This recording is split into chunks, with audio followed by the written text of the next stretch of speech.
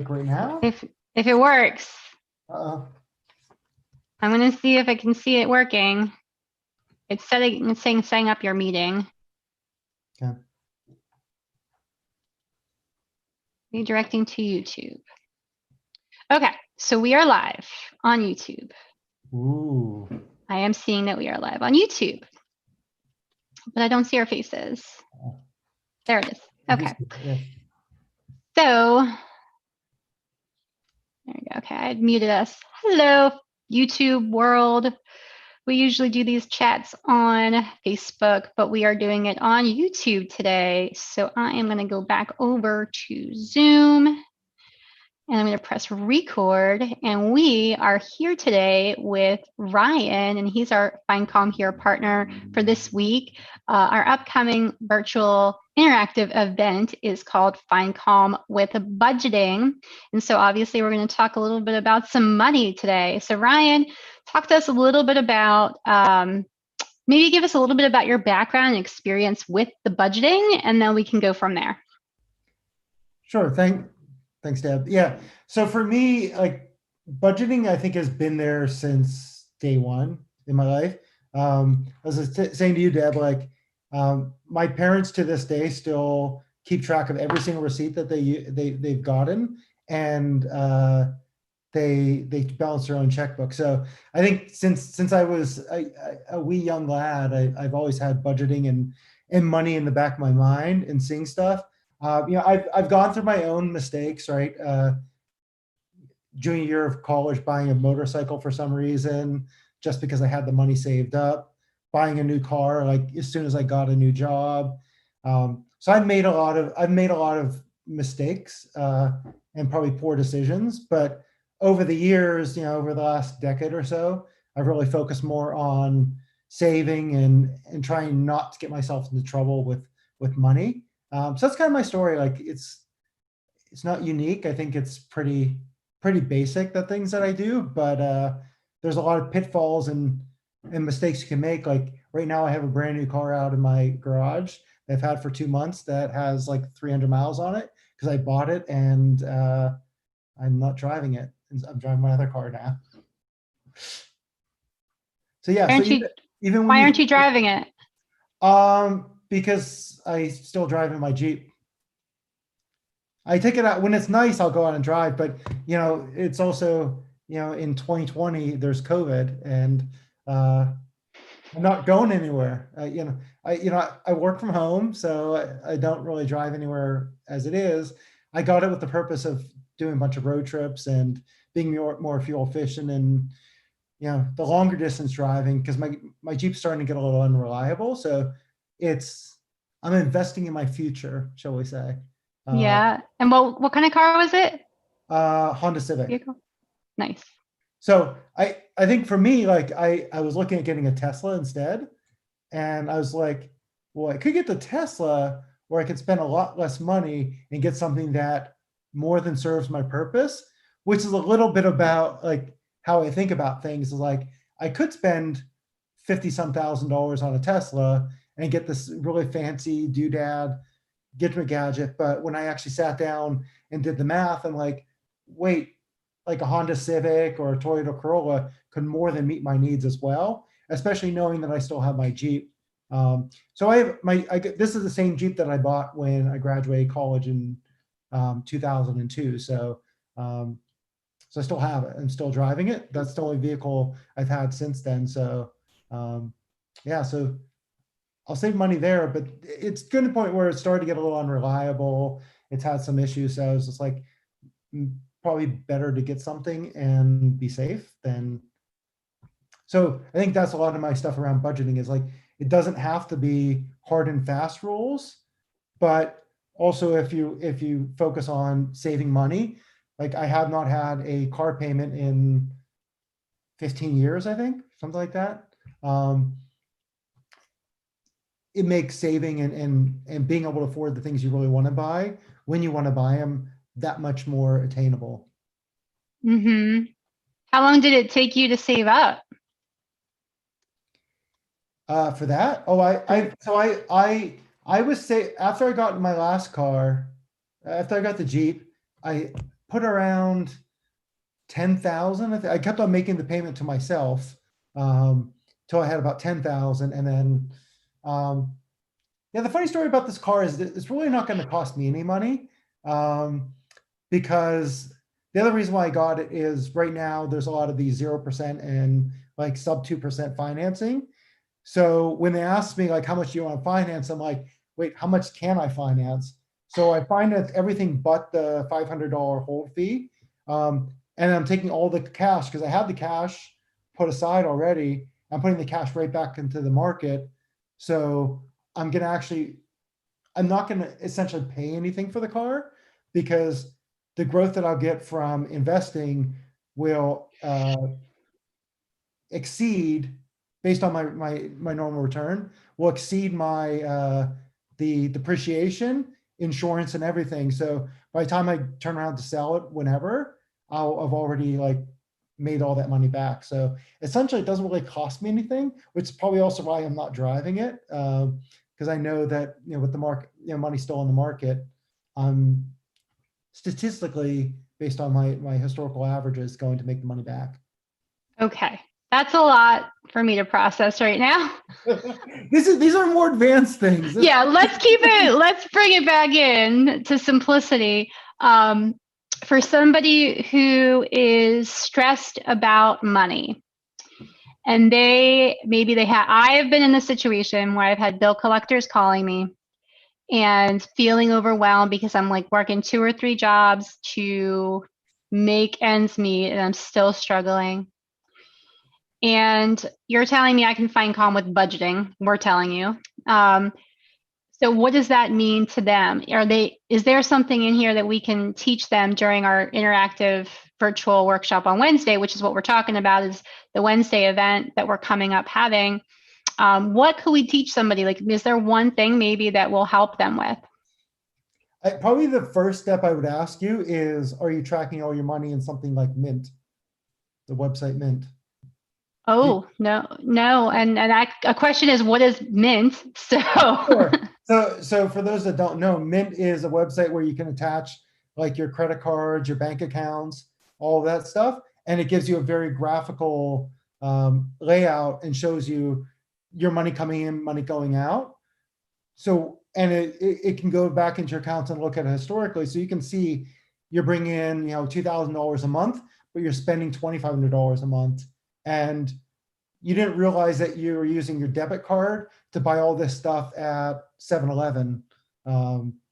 So it allows you to actually visibly see it. And I think that's one of the first things with the budgeting is I would ask is, do you know where your money's going? If you don't know where money's going, first thing you need to do is figure out where your money's going, because you have to know what's coming in and what's going out before you can ever think about like, where could you start saving money?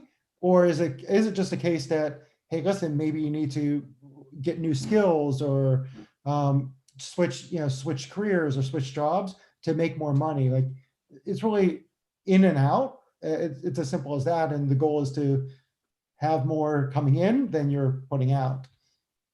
Yeah. Well, that would be the goal, right? But that doesn't always necessarily work out that way, No. right? But what I was thinking about when you were talking was about how clarity and awareness can bring calm. We've talked a lot about that in other Find Calm Here events, is that, I'm familiar with like keeping my eyes closed and being like, well, I don't really want to look at my credit card statement this month. And just having that separation of like not awareness. And it's scary, but honestly, when you know where you have a starting point. When you can identify, okay, I had $46,000 of debt. Mm-hmm. And I moved in with my mom, and I started saving and I started paying off my debt. I use the Every Dollar app for some budgeting, and there's a free version of the Every Dollar app, and you can put little buckets of like your income, and then you can set it say, okay, these are my expenses, and then you can filter things that way. There's an app version, which my friend really likes because she really enjoys on the go. She puts when she buys a coffee, she puts it in, like everything you record in. The other method my sister uses is cash. So there's another method of using the cash. So you say, okay, well, you only have $1,000, let's say, for every 2 weeks, so $2,000 a month. And so you figure out that all your budget, and maybe that means you only spend $50 a week on groceries, and you have to stick to that. So if you tend, like me, to use the card and then you end up going over because you're buying things because you're not thinking of it as, oh, well, I only have $50, right? Those other things might be helpful for you to like have an envelope system where you're literally putting groceries on an envelope and you put that $50 in there. And then when you go to the store, the only thing you're taking is that envelope with the $50. So you're not spending more than that. And it's just being diligent about that. But then that allows you to take that control back. Because I think a lot of what brings anxiety and stress around finances is it feels like you're out of control. It feels like, oh, I don't know how to do anything. I have no money and everybody wants my money and I'm like barely making, like, I really recall feeling like that before I got out of debt. So I was in $46,000 of debt in 2015 and I got debt free in 2019. So about 3 years it took me to become debt free. But I didn't go out.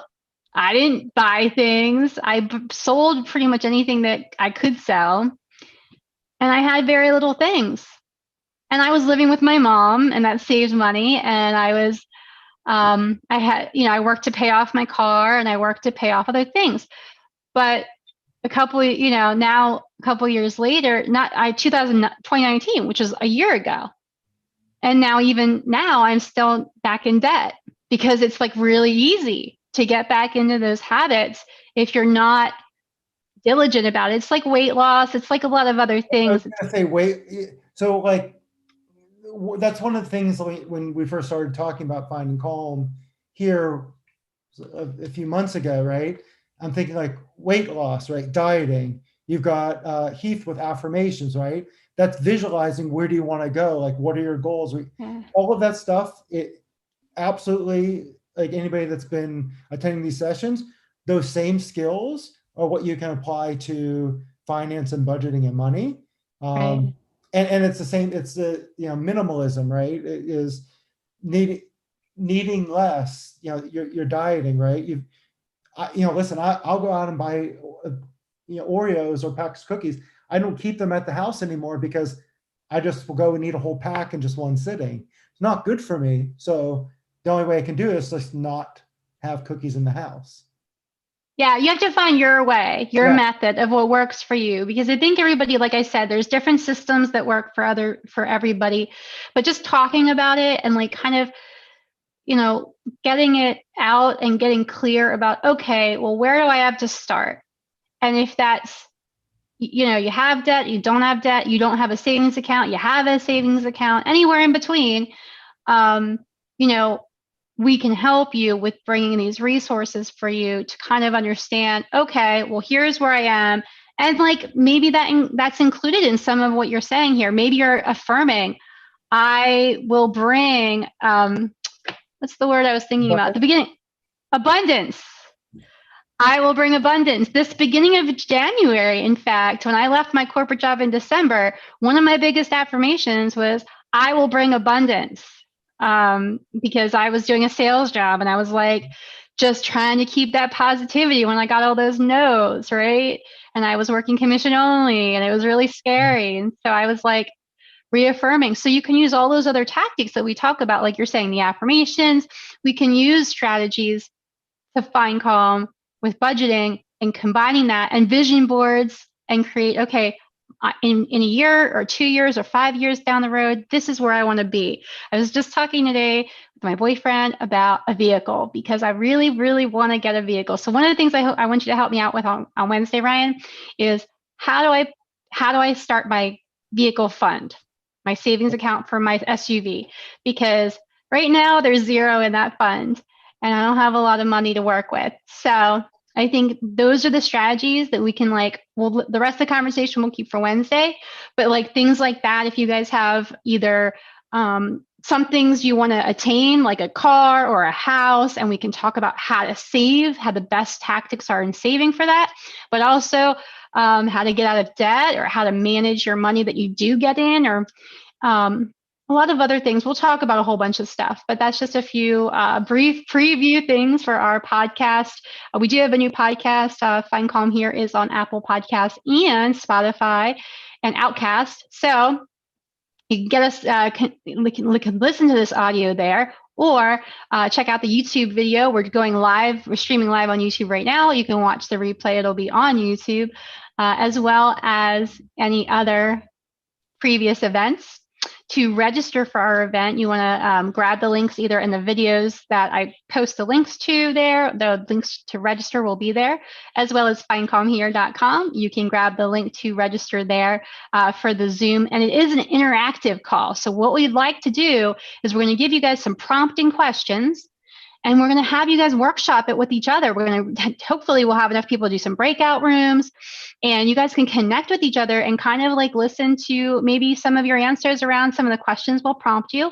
And then we'll share and we'll learn from each other, and we'll learn a little bit from Ryan and anybody else who has tips around saving or budgeting. Hopefully we'll help you find a little bit of calm around this topic, because it can be a really, really stressful one. So thank you so much, Ryan. Any other things that you wanted to mention? I was just going to say, judgment-free zone. Everybody's at a different spot, and I'm hoping that we can find calm and really enable that life and remove that stress. Because I'll tell you, I think that's probably one of the biggest stresses. Once you get that off your shoulders, life becomes so much more fulfilling. Like you can dive into all the other areas as well, but if you've got that constant stress of not having the money there, it's and a plan and clarity. Very much so. Because if you get clarity and you have a plan, then you can take action. But if you don't have a plan and you don't have clarity, nope, then you just have chaos. and the blind, and leading the blind, right? And going, oh, I don't want to look at my statement. If you pay for things by holding your card out, going, don't tell me how much it is, it's the wrong approach. Clarity. Okay, I've been there. I'm gonna just say that this month, actually, I was like about my statement, but I'm getting clarity, and you are gonna help me make a plan on Wednesday, and hopefully you'll help other people figure out what their first step is to a plan. Absolutely will. All right, cool. I'm going to stop our live stream and our recording. Thanks all. If you have any questions, shoot them over to me in the Find Calm Here Facebook page, or on our Find Calm Here website. You can connect with me in the emails there. Thanks so much, guys. Have a great rest of your day or afternoon or evening or wherever it is.